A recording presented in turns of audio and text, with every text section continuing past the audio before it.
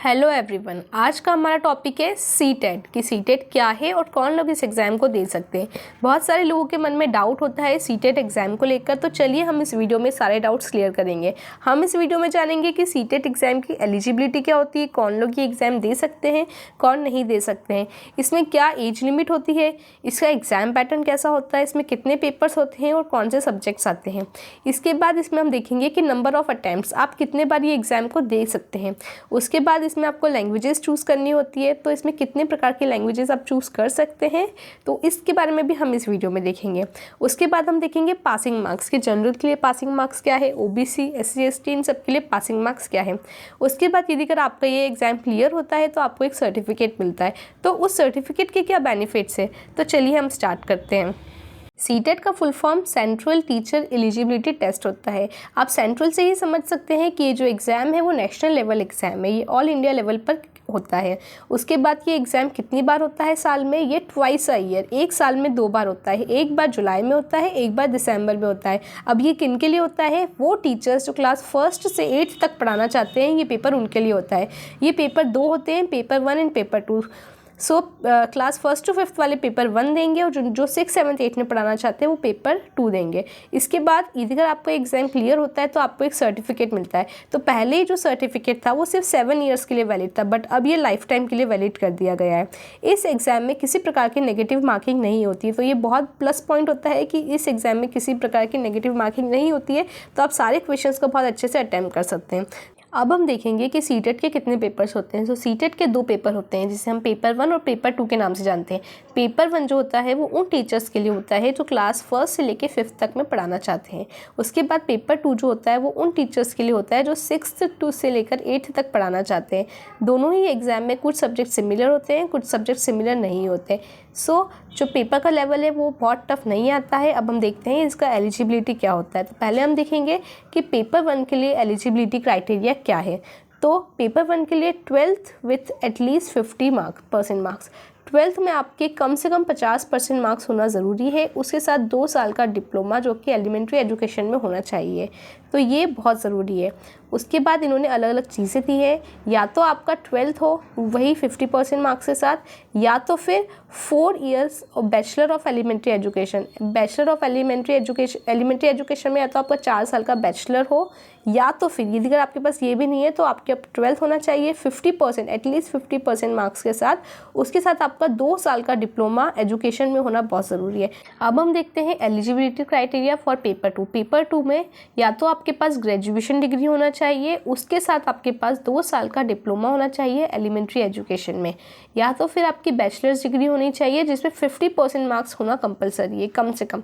उसके साथ आपके पास 1 साल के बीएड का सर्टिफिकेट होना चाहिए, या तो फिर यदि आपके पास ये भी नहीं है तो आपका 12th होना चाहिए 50% मार्क्स के साथ। उसके साथ आपके पास 4 साल का बैचलर इन एलिमेंट्री एजुकेशन मतलब BLED होना ज़रूरी है। यदि अगर आपके पास इन तीनों में से कोई भी एक चीज़ है तो आप इस एग्ज़ाम के लिए एलिजिबल है और आप ये एग्ज़ाम दे सकते हैं, और यदि अगर आपके पास ये तीनों चीज़ें नहीं है तो आप ये एग्ज़ाम नहीं दे सकते। अब हम देखेंगे एज लिमिट। यदि अगर आपकी एज 18 से कम है तो आप इस एग्ज़ाम को नहीं दे सकते, और इसमें नो अपर एज लिमिट, इसमें कोई भी अपर एज लिमिट नहीं है, आप कभी तक भी एग्ज़ाम दे सकते हैं। अब हम जानेंगे नंबर ऑफ़ अटैम्प्ट्स, आप कितनी बार इस एग्ज़ाम को दे सकते हैं। अनलिमिटेड अटैम्प्ट्स, आप कितने भी बार जितने बार चाहे उस एग्ज़ाम को दे सकते हैं। यदि अगर आपने एक बार क्लियर कर भी लिया तो भी आप उस एग्ज़ाम को अपना स्कोर इम्प्रूव करने के लिए बार बार दे सकते हैं। It's okay. अब हम देखेंगे एग्ज़ाम पैटर्न पेपर 1 का। पेपर 1 में 5 सब्जेक्ट आते हैं, जिसमें से पहला है चाइल्ड डेवलपमेंट एंड पेडागोजी। इसमें 30 क्वेश्चंस आते हैं और 30 मार्क्स का आता है। उसके बाद लैंग्वेज 1 और लैंग्वेज 2, आपको डिसाइड करना है कि आपको लैंग्वेज 1 कौन सा लेना है, लैंग्वेज 2 कौन सा लेना है। आप जिस भी लैंग्वेज में अच्छे हो आप उसे लैंग्वेज 1 ले सकते हैं, और जो लैंग्वेज आपको थोड़ा कम पसंद हो आप उसे लैंग्वेज 2 ले सकते हैं। इनमें भी 30 क्वेश्चन आते हैं जो कि 30 मार्क्स के होते हैं। उसके बाद मैथमेटिक्स आता है, 30 क्वेश्चन आते हैं, 30 मार्क्स का आता है। उसके बाद EVS आता है, जिस मैथ्स और EVS में आपको NCERT पढ़नी होती है 3, 4, 5 की। इन दोनों में से भी 30 क्वेश्चन आते हैं 30 मार्क्स से। टोटल नंबर ऑफ क्वेश्चन जो होते हैं वो 150 होते हैं, और मार्क्स भी होते हैं 150। उसके बाद जो आपको टाइम दिया जाता है वो भी होता है 150 मिनट्स। इसका मतलब ये है आपको हर एक क्वेश्चन के लिए 1 मिनट दिया गया है और 1 मार्क दिया गया है, जो कि सफिशिएंट टाइम होता है, आप बहुत अच्छे से इसे कर सकते हैं। अब हम पेपर 2 का एग्ज़ाम पैटर्न देखेंगे। पेपर 2 में भी चाइल्ड डेवलपमेंट एंड पेडागोजी होता है जो कि 30 क्वेश्चन आते हैं, 30 मार्क्स का आता है। इसमें भी सेम लैंग्वेज 1 और लैंग्वेज 2 होता है, आपको लैंग्वेज डिसाइड करना है जैसा कि मैंने पेपर 1 में बताया। इसमें भी 30 क्वेश्चन, 30 मार्क्स होते हैं। उसके बाद इसमें क्या होता है कि या तो आप मैथमेटिक्स एंड साइंस चूज़ कर लीजिए या तो आप सोशल स्टडीज़ चूज़ कर लीजिए। यदि अगर आप मैथमेटिक्स एंड साइंस चूज़ करते हैं तो 60 क्वेश्चन उसमें से आएंगे, और यदि अगर आप सोशल स्टडी चूज़ करते हैं तो 60 क्वेश्चन उसमें से आएंगे जो कि 60 मार्क्स के रहेंगे।